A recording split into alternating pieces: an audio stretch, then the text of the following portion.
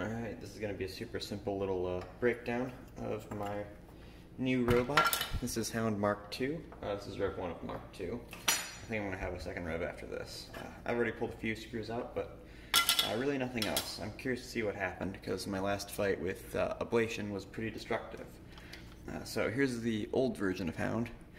You can see a lot of the differences here. So this guy, you've got the weapon and the counter rotator is further back mounted onto your motor.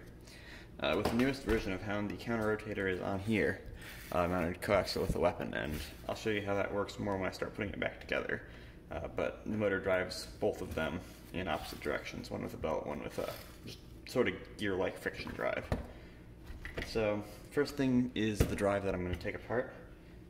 So to do that, this back panel here is held on with 4 screws. Pull it off. That comes out and you're given pretty much access to all the electronics you could need.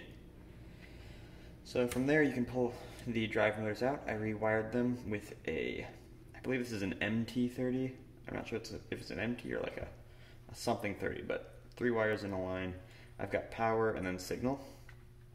From there these guys just slide out. So with the 4 screws on the top, and then it should be 4 screws on the side, but I only put 2 on for weight reasons. You can take off the entire drive pod and replace this as a whole unit, which is really nice if you are going like back-to-back matches and something gets damaged. Pull the entire side out, fix it up. That was one of the big things with this new version of Hound. Replacing parts was very difficult on this guy, so I wanted to put emphasis on ease of replacement of major components like the drive or the weapon. So from here the motor actually just slides out. Nothing is held on with fasteners at this point. So everything just pulls right out.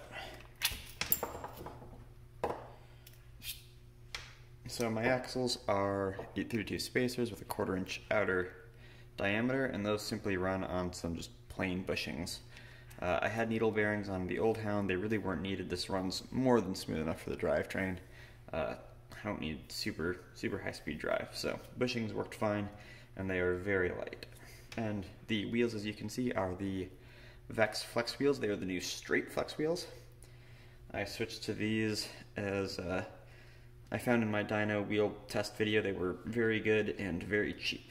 So they did seem to collect a lot of dirt though, so I might actually rerun this on the next dyno video with all this dirt built up on it. I don't know how much that affected it. And the front wheels are just the orange Banebots wheels. I also haven't tested these on the dyno, so I have no idea how they work. They will be in the next video. That's pretty much the drive sides. They're super simple, just a piece of polycarb. I wanted this to be steel originally, but I ran out of weight here, so it's just simple polycarb into a 95A TPU housing. And then we'll pull the other side apart. I'll probably speed this up just so you don't have to sit through it. Another thing I'm using here is I'm using these Tri-Lobe Plastite screws. I heard that these are magic and they work wonders. I'm also planning on testing this in the future. My front armor, I didn't have time to order it. I was busy with some robotics competitions, so I actually stole this from Peter Grenache. Thank you very much for these last minute front armor. They fit surprisingly well. These were not at all designed for this robot, but I added some extra holes and they worked really well. So thank you very much, Peter.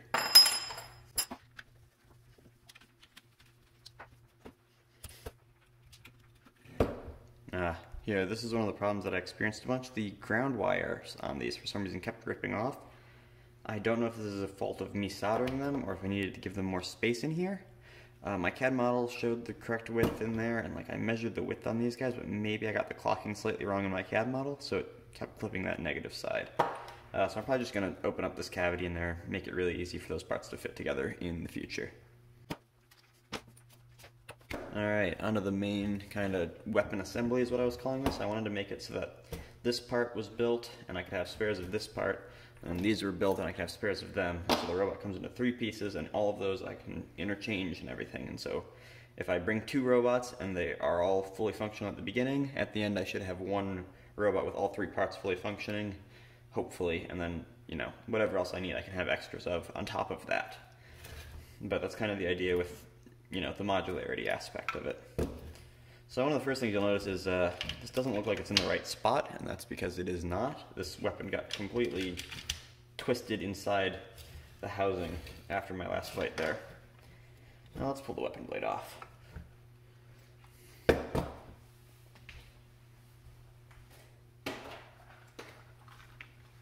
So one of the things that I did to save some weight is I didn't actually put a nut on the end of this weapon, and it was just fine the entire event. I was rather surprised I didn't have to tighten it at all, but I did step this part here so that it comes down to the outer thread diameter, so that is probably why that worked out. And the reason I did that is a 4-inch bolt was $5 and a 4 1/4-inch bolt was like $15. Really no other reason.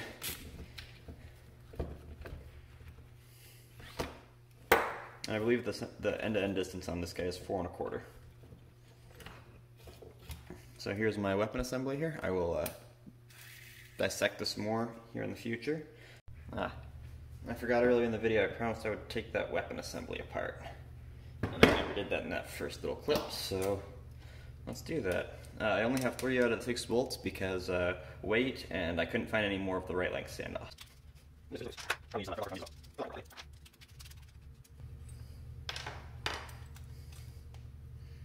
So these are my weapons. These are actually the same weapon as ablation. Me and Peter ordered our weapons at the same time from the same Sen Cut Sen, just because we pretty much designed the exact same weapon at the same time.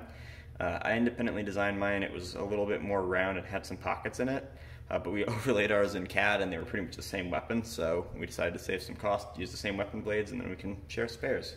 So that was kind of a fun thing we did, a little bit of collaboration there. And then needle roller bearings are backing out, which is interesting. Maybe in the future I'll have some part there that holds those in. Oh yeah, I didn't use thrust bearings on this one, which I was a little bit disappointed with myself because I always like things to be actually fully defined. Like the Hound weapon blade right here, this weapon cannot move any direction at all. It is in this specific location. And I wasn't really happy with the fact that the weapon blade could move back and forth. It's not too big of a deal because the bolt heads are actually riding on the HDPE, which is actually commonly used as a bearing surface anyway, so it did surprisingly well. Yeah, I didn't expect it to work that well, so I was very happy with that result.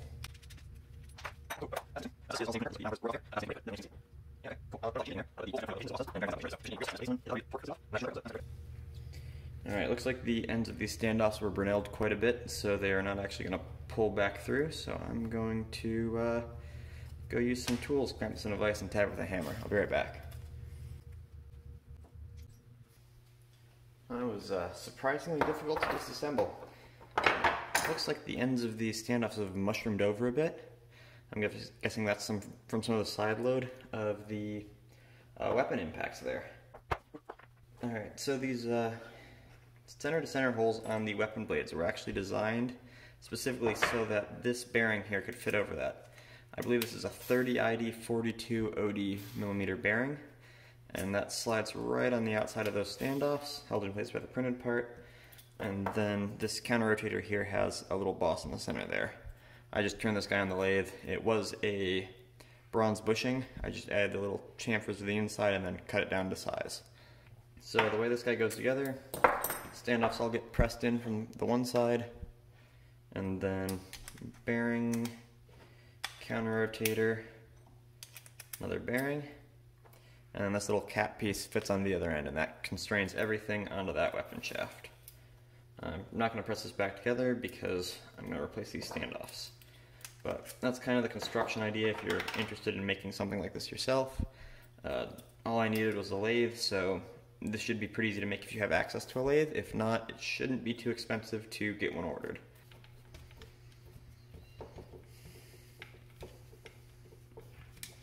One thing you might notice is this is the only tool I have used so far. That is, other than the one for the weapon lock. But that is because I tried to design everything on this to be T15 Torx drive. And that way, one tool, I could take apart most of the robot. I did have to have some other stuff for the weapon. At one point I was considering cutting down a part and actually sticking it in there so I could take this off of the T15, but like, it wasn't worth the hassle.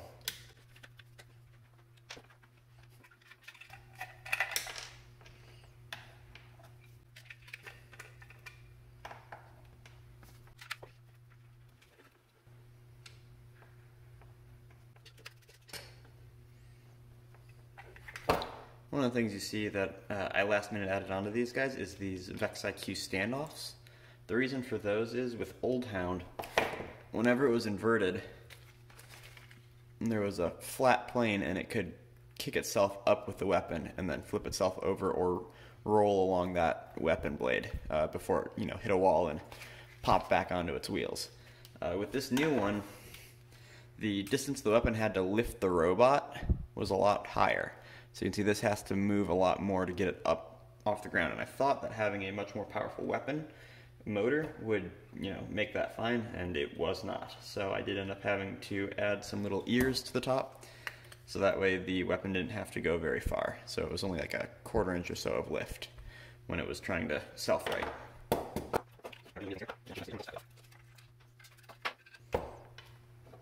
This backplate's just armor. It's just nylon 3D printed. It held up really well, actually. I originally had this TPU, but you were able to peel the TPU off the back end, so I had to switch it to nylon last minute. I think it held up fine. I'm probably going to keep it like this in the future.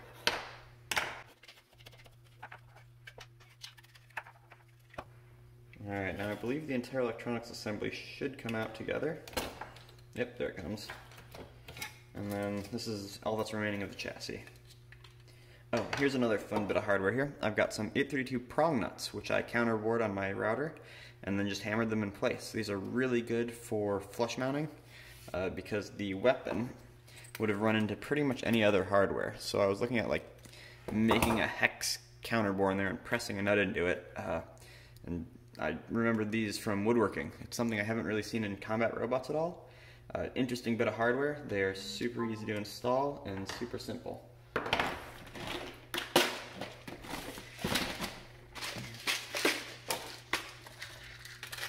Here's one. They're dirt cheap on McMaster, and they work great. You just drill the hole for the shaft diameter there, and then if you want, counterbore the diameter of this, outer bit, hammer them right in.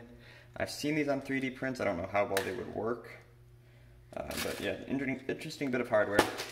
I think they'd work really well on TPU, because that's another thing that I was worried about is, parts pulling through TPU.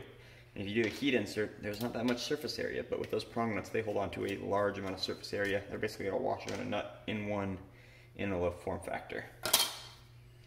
Something I didn't end up using is I have nuts pressed into here. These are just little tiny low profile nuts, I believe. If that is not the term, I'm sure I will display it right here.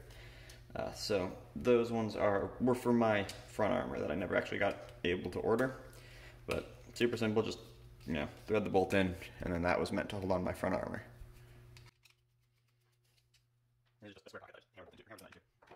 Now onto the electronics. These are a bit of a rat's nest. I don't actually want to call them that because I feel like it would be an insult to rats, as they put more efforts into their nests than I did into this wiring.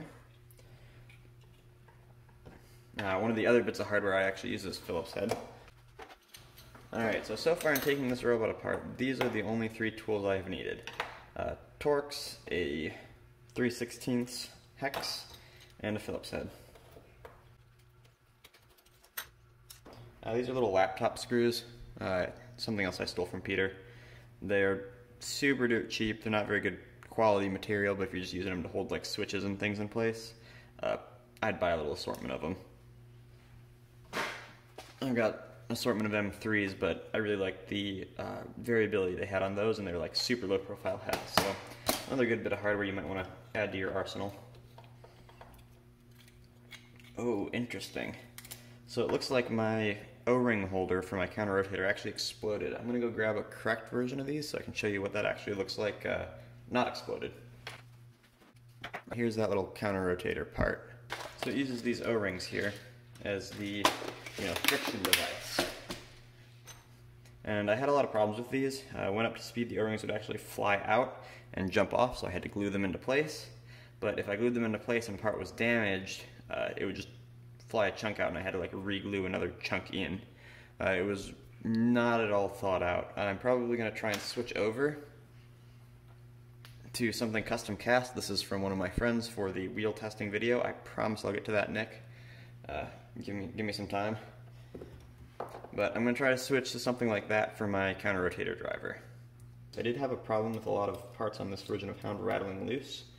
I did do a bit of rushing to put it together, so I didn't actually get a chance to tighten and put Loctite on everything, which is something you should always do in combat robots, because vibrations and impacts are inevitable.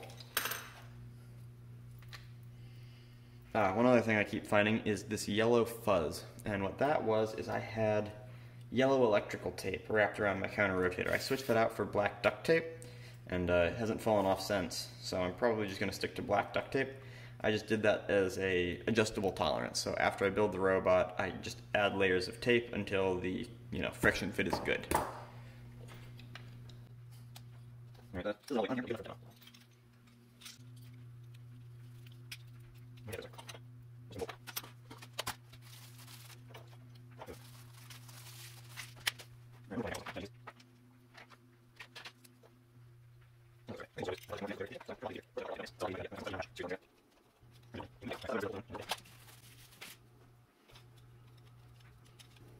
Actually, I don't know why I'm reassembling this. I have a second demo unit.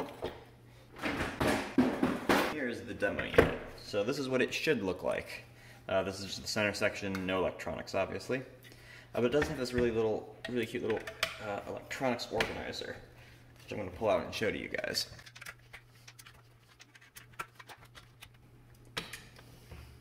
Now, I don't want to say copy this part exactly, but I think this is a really cool way to manage your electronics, and I'm going to do something better than this next time. This is literally just a PLA part, and that's what I did with this guy, and it was totally fine for all of my matches, and I took some pretty solid hits. Now, this is just a little divider to prevent electronics from going into the motor, or from going into like the weapon motor or to the drive motors, and it keeps all the wires pretty tidily pushed into this little electronics compartment. Something I see with a lot of new people is their weapon will be spinning inside of their robot, and then the wires can just move into that weapon area. So you always want to have something, even if it's just a little bit of 2mm thick PLA. Keep those wires away from your weapon, or just do really good job zip tying, but I find it easier to just make a part. And with 3D printing, you can make these oddball, crazy parts that would be impossible to machine, but thanks to 3D printing, you just add features until you're happy and throw it in there. It's also got a little spot for my XT connector, so that I can keep the battery segmented into the bottom. I think this is a really cool way to keep your electronics looking pretty. As pretty as you can. I definitely wouldn't have been able to make the robot this compact without this part. Now the weapon, the fun part. So, the power for the weapon motor starts here in this motor can here, goes through the shaft and through this belt. So the belt and the weapon motor are driving the same direction, as you can see here. Now for the counter rotator, you want it to spin the opposite direction as the weapon. And for packaging reasons, I wanted to keep it in the front here, because the problem with old Hound is I didn't have any room for electronics. The entire center section here is all motor power and stuff. The belt actually extends back further that you can't see, and so all of this room was used by weapon, and I had to fit all of my electronics in these little side pods between the motors and the front axle. And that was just really difficult, and splitting up the battery was not fun. You had two different batteries that you had to match the voltage of before you plugged them in together, otherwise you could cause a lipo fire. A robot that can spontaneously combust is not that great, I feel like. So I really wanted one electronics compartment, and to do that I put, separate drive motors so it was easy to replace drive pods. I hated how difficult it was to get in here and actually work on the drive units. And so that was a lot of the driving factors on this was, repairability. And I feel like I achieved a good part of that. The electronics needs a little bit of work, but other than that, I like the repairability of this new robot here. And yeah, to do that, I needed more room central, and to get all of this area back here, I needed to move this weapon counter rotator up to the weapon. And so how that one works is it's actually a belt. So I'll give you a few lines here so you can actually see it on camera. But through this O-ring drive on the motor here, the counter rotator is driven kind of, gear mesh style. and that's how you get the opposite rotation of that counter rotator. Now one of the things that you'll actually see in my last fight, I'll see if I can find a video clip of it here, but I gave my weapon full power and the robot pitched forward and it threw itself into the air and disabled one of the drive pods. And I'm guessing that's what this actually was, this desoldered black connection. I'm guessing that was from that initial hit, and that's why I lost my drive for the remainder of that fight. Now the reason it actually pitched forward is because the pulley was so damaged, and I didn't put a replacement one in there because I had other things to fix, that it didn't actually get the counter rotator up to speed until after the weapon was up to speed, and that's why it pitched forward and threw itself into the air. Earlier on in the matches, when I actually got up to speed, there was no jerking forward, jerking backwards that you see on other people's robots. That counter rotator also counteracts that initial, torque. So that was something I didn't actually think of when I was designing it, but that was another bonus of having counter rotator, is your robot doesn't pitch forward when you give it the beans. So, yeah, just a really compact system. It's really not any bigger than any other vertical spinners weapon systems that are, similar packaging. So I was really happy with how I got this package. Motor sitting in between the weapon blades as well.